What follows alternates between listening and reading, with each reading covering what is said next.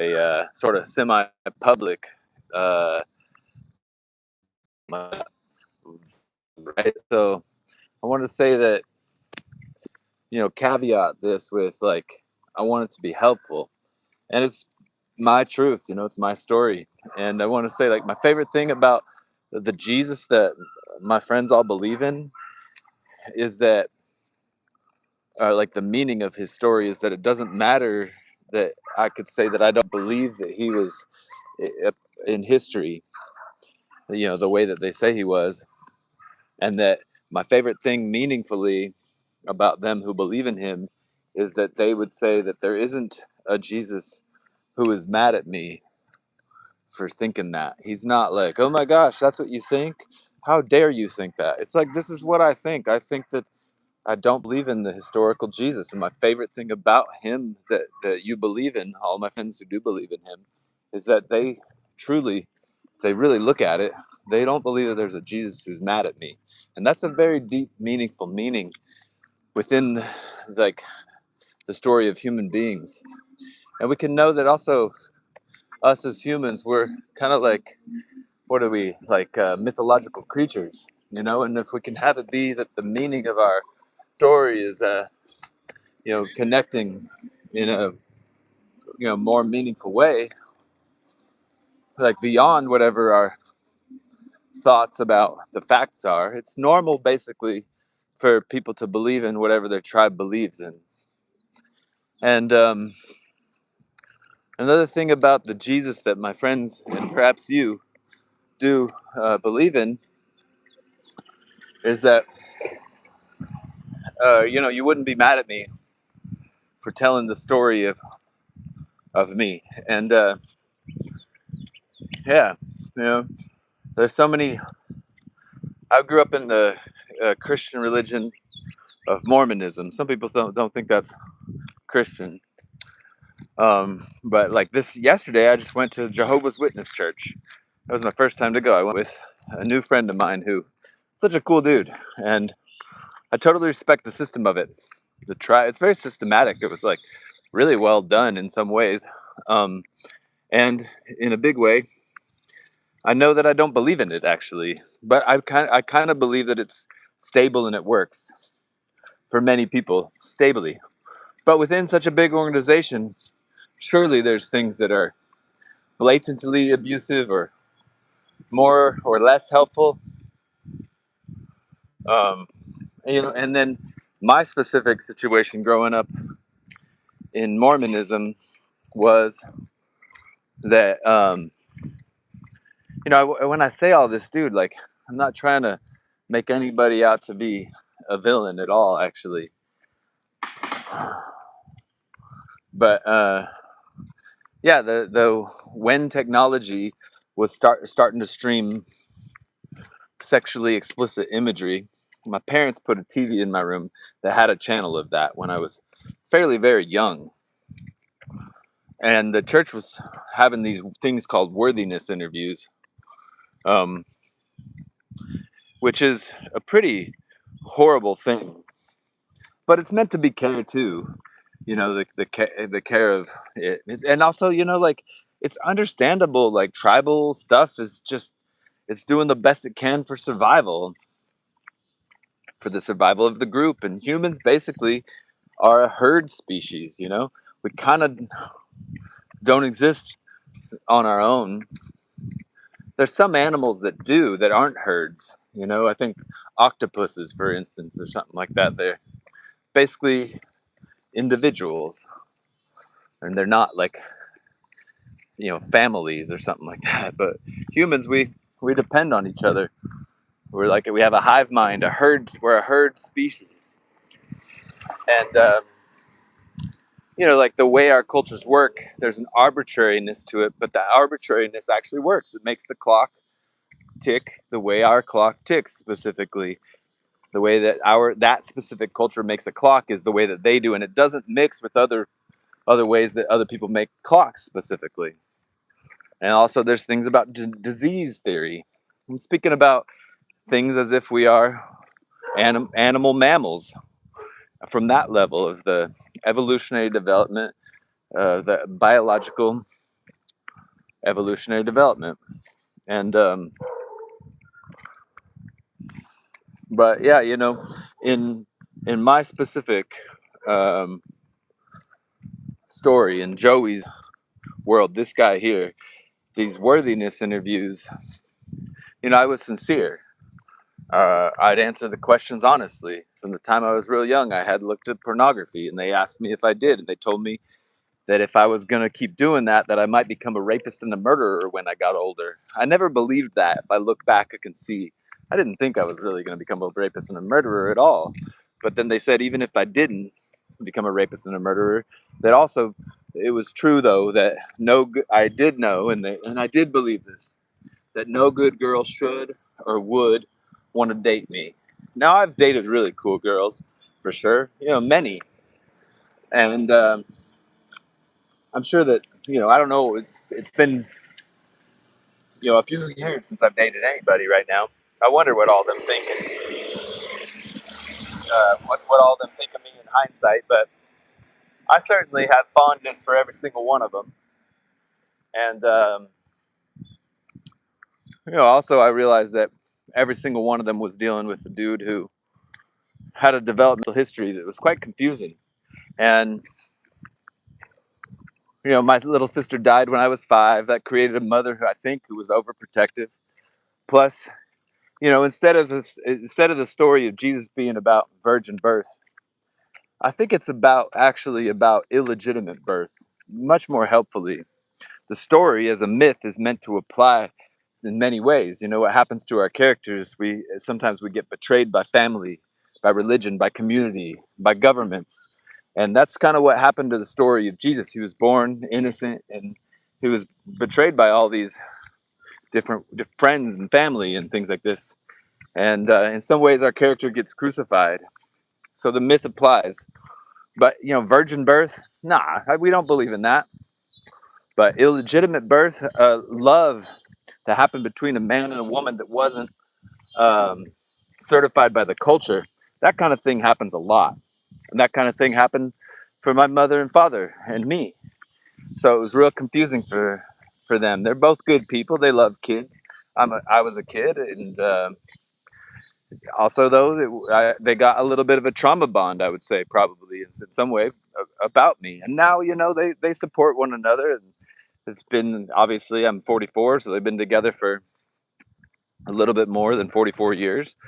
And I don't know if they would know what to do without one another. So I'm happy that they have each other. But also I will say that I think that them you know having sex outside of marriage and getting pregnant created a bond that I don't know how clear it was for them that that's what they wanted. I didn't know that that's what happened until much later on in life. Um, and yeah, so I do know some things happened to my father when he was a kid that were pretty traumatic. I don't know the details of them, but they led to him being the way he is, and I love him. We just watched a movie together. He's real awesome in many ways, and some years ago he apologized for some things in my life, and it felt real great when he did, and I thanked him for it. And then maybe 4 to 5 or 6 months later, I came and visited him again, and he apologized again. And I said to him, "Hey, I appreciated it when he said that, Dad. I really did." And on another level, I want to say nonsense. Like you were doing the best you could with what you believed you had, and I do believe that's true of everyone, including you, listening to what I'm saying here. Everybody's doing the best they can with what they believe they have. We get to meet each other where we're at. We get to sing the songs that we sing of this spot, right where we are. Dance the dance we're dancing. And sometimes it's also helpful to sprinkle a little stardust above people, like a vision that could pull us further into something better. Maybe put a little fire under our asses and say, hey, if we don't make it better, hey, where it's going to cost us a lot. So I'm not saying that there isn't like a motivation to change, but also, like in some ways, everybody's doing the best they can with what they have. Yeah, these worthiness interviews, though, I could speak about the weirdness of them and the all the nuance of how it specifically connects to this guy's story, me, Joey, specifically so confusingly. In some ways, those men who were doing those quote unquote worthiness interviews were more fatherly to me than my father was. They took me to baseball games and taught me a lot of things and paid more attention to me in some ways than my father did. My father would come home from work. He was kind of funny when my friends would come around. We had some good times, and he was, sometimes a little edgy with my mom and watched TV a lot and still does. And like many people, uh, sort of like sitcom fathers. Who knows what's causing what? Is it a reflection, or is a sitcom creating that situation for us? I don't know, but like I said, compassion for the man. I love him, and some part of me wishes he wouldn't see this. I hope he knows that if he does, that I'm just speaking about all of us, including me, who like so humiliatingly wasn't allowed to take the sacrament publicly while everybody else is we're passing around the bread and the water. I'm not allowed to take it because I'm touching my pee-pee, looking at people having sex on video in my room as a little boy. In other ways, my mother being so protective of me, like I wasn't allowed to play sports in some way. I wasn't allowed to be strong. Wasn't allowed to be athletic. I don't know, man. I was diagnosed with supposed learning disabilities, put on meds for those things, given all the answers to all the tests and things like this. Um, um, Basically not developing in lots of ways. The church was helping me develop in some ways. It was having activities, taking me camping. The church was such a blessing, without it, I don't know where I'd be. But also with it, man, there was a lot of bullshit trauma actually. Such such confusingness. Some little while ago I met with one of the bishops who had been trying to help me, but really, kind of like I said, like he was not a bad dude, but telling me I might become a rapist and a murderer if I continue. And then, even if I don't become a rapist and a murderer, that no good girl should or would want to date me. And you do care about that, right? You do care about that, right? They would say. And of course, I did. I was a, a little boy who was, you know, girl crazy. Um, so yeah, I do care about that. So you're not going to do it, are you? No, I'm not. I'd hype myself up. You do care, right? Yeah, I care. So you're not gonna do it, are you? No. The next week, basically almost every week for so many years, maybe like 16 years, basically, it was like most weeks I had done that. And it wasn't something I ever talked to my parents about, you know. It was just on those dudes who were the bishops. I thought you cared, they would say. I do. Well, if you cared, you wouldn't do it, right? Yeah. You do have a will, don't you? Yeah, and you do care, don't you? Okay, you're not gonna do it. Okay, yeah, I'm not gonna do it. I hype myself up. Man, I look back and I want to say, if I were coaching that boy from far away, if I could like whisper in his ear, bro, like, just do your best, but like, don't feel guilty about that, man. You got a lot of weird pressures happening to you. Um, so, anyways, I met with that bishop a few years ago. Happened to see him at an event on my birthday. Gave him a bodywork session. It was really great. He's a good dude, and um, you know, his life seems pretty good actually, and that's great.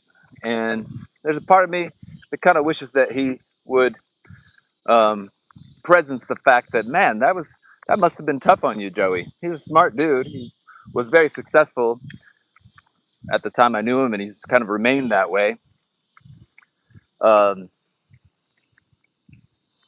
but yeah, and then went on a mission, and so in the worthiness interviews, they ask you, about your sexual activities in life or whatever. And they also ask you if you believe in this or that thing. And um, I was always like, I'm not, man, I don't know. I mean, I'm trying to, but I don't know if I really do. And they would say, well, if you the way to know it's true is to tell people that you believe it's true, and then the spirit can testify to you that what you're saying is true more easy than the spirit can testify that what someone else is saying is true. And I would be like, but isn't that like a self-fulfilling prophecy? And then they would really sincerely, like they'd be like, like I'm gonna pretend that I'm them. And they'd be like, pretend that I'm looking at you and pretend that I'm testifying to you that the church is true. And let's say, okay, so you'll never know until you try, Joey. Like, and I testify that if you go out and bear your testimony of the truthfulness of this church, you can know the way I do that it's true. And that you can do it by loving the people, by following all the rules on your mission, and bearing your soul. This is what you know is true, and you can know as strong as I do. In my mind, I was always like, but what if you're just fooling yourself still? And there'd be times I was like, the reason that people don't believe in this is because they're not doing the experiment the way it needs to be done. But I was doing the experiment the way it was to be done and didn't really believe in it. Other times I would be like, man, it was, there's a lot of confusingness of how sincere I was taking this supposed experiment in faith or whatever you want to call it. It's a loud siren over there. But on my mission, every few months I'd have a day where I'd be like, man, like I'm telling people I believe in this so that I can believe in it, but I don't really believe in it. And I'm in Russia and I got nothing to go back to if I leave this. I would just have this day where I would have an existential crisis and I'd tell my companions like I was feeling sick basically or something like that. And that I couldn't go out. But the next day I'd sort of disassociate from that, be back in, hey, I'm back, the church is true, basically. And except for when there was worthiness interviews, again, like I would say behind the scenes, like, man, I don't know, man, I'm trying, but I'm not sure. It's such a weird game of sincerity and acting, and these things put a dude's mind in so many weird places at the same time, holding paradoxes that are just intense to hold. My friends who supposedly gained a testimony of the truth, like of the church, supposedly, and stay there, like, there's a part of me that, yeah, that just, well, I don't know. It's it's annoying. It's intense, and yeah, like about a year and a half after my mission, I had a heart surgery. 3.5 cups of extra fluid in the pericardium, sort of suddenly. They were not sure what it's from, but close to death, definitely. I was, and man, there's so many things I could say about that too. But I almost died, and I was like, man, I don't really know if I believe in this thing that I'm giving my whole life to. And for a few months, I tried even harder to be like mega Mormon man, actually, like the most Mormon person I could be is what I tried. And I was asked to give a talk in church about Joseph Smith, and I said, yes, I'll do it. And as I began to prepare, I remember I was writing on this kind of thin little table, and it just felt like the whole world broke. And I recognized, I was like, oh, I don't believe this. And I was like, oh, that's true.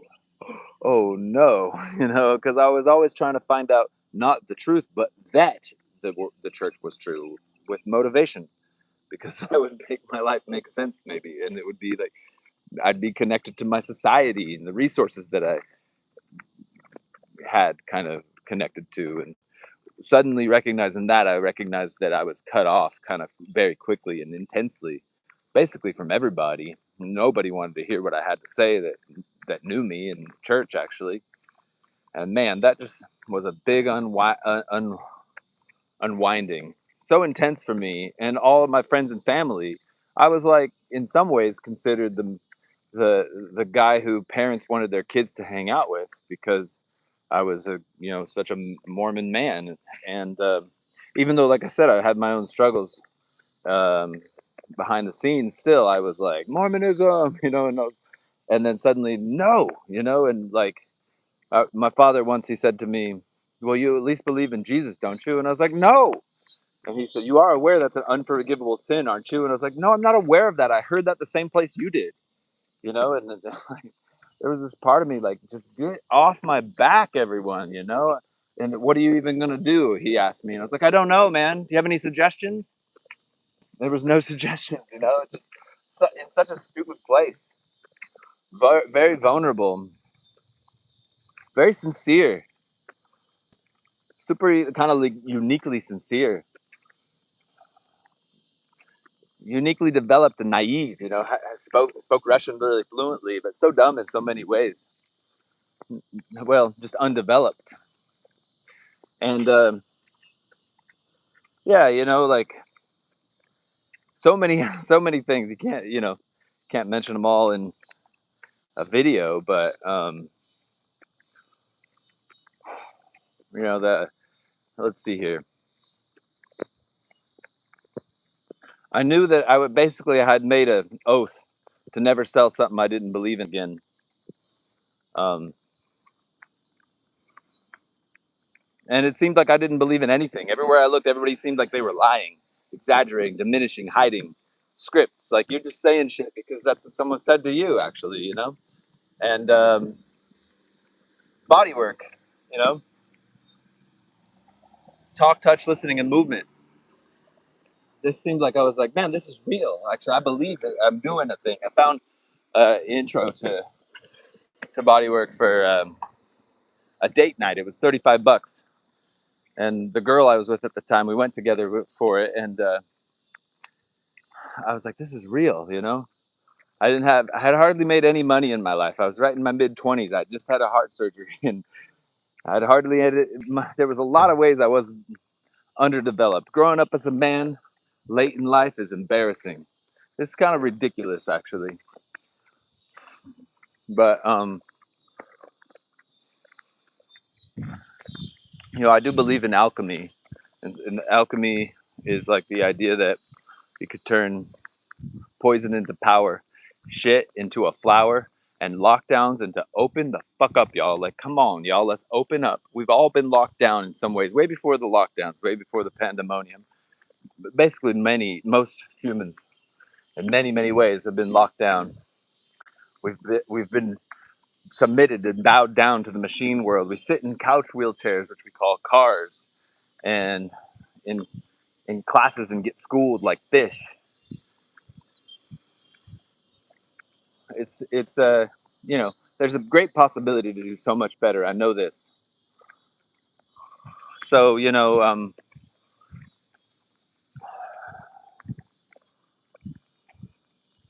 I guess the invitation is to like, just today I saw Russell Brunson, big business guy. He ClickFunnels is a business app that helps people with selling stuff, basically. And he's a Mormon guy, and he's talking about how he went and visited his son, who's on a mission, I think, in San Diego. And the church works for him. It works for my friends. Like, I don't want to say that you shouldn't be a Mormon, you shouldn't be a Jehovah's Witness, you shouldn't be a Muslim, you shouldn't be whatever you are. It's working for you, whatever you are, in some ways. And my Mormon friends, you know, they got great. Some of them got such good, amazing, nice family life, and it's just hard sometimes to hold that paradox of the fact that what what sustains them was extremely traumatic for me in some big ways, and this is my authenticity and intellectual honesty, and in some ways there is a bit more intellectual honesty on my side of my capacity to speak about things because I'm not inside of them. I'm looking at them from a distance instead of being inside of them. And um, to hold them that like, man, I don't want to go into a tribe and like mess it up. You know, I don't want to take the church from my mother and father. It's their full resources. You know, what would they do without it? Okay, who cares that it's in fact not based on fact in so many ways? It's not that big a deal. I mean, it's just super normal. Like, how long are we going to live to know things, you know? But, and I do believe the aim is to transcend the tribal troubles, the understandable tribal troubles. It's an awesome aim. And yeah, the ultimate effects of my efforts on this planet, I hope that it be integrated into a universal cultural human inheritance, that we understand how to, we understand, yeah, like talk, touch, listening, and movement, that it be like healthy, healing, humble, heroic, happy, humorous, and harmonious. That we understand, like monkeys, when they're with each other, they pick bugs off each other. Like someone could be telling me about their situation with their siblings, and I could say, "Hey, do I notice something about your shoulders?" And yeah, okay, here, let me work on that right here. They might say a little lower, so I might go a little lower. They might say, "Hey, give me some space." Oh yeah, sure, sure, no problem. And that we kind of understand how to be with each other as what we know we believe we are, as bodies, actually, as human bodies, as spirits and souls and things. Um, I'm going to be doing a free tour of talk, touch, listening, movement, music, dancing, magic, and miracles, perhaps in your area. Keep an eye out for this. It'll be if I come to your area, we're going to do a full day of fun fitness festivities for friends and family. And it's going to include lots of awesome things: contact dance, really cool little fitness tools, practice for practitioners, people who are body workers or want to be, or people who want to just be better husbands and wives and lovers and friends and parents and brothers and sisters, and a potluck picnic party in the park, and ecstatic dance in the evening. Some of my own music is going to be at it. And then on the back end, I'm going to be doing a certification training for people who want to be in the professional position, or just want to be trained at least to be, you know, receiving and giving a lot more as like bodies who do engage in talk, touch, listening, movement, music, dancing, magic, and miracles. Um, I'm curious to hear what any of you have to say. Please, you know, chime in below. Have me know. I so appreciate. I see some comments here, and I thank you for those. And yeah, I see you are the best.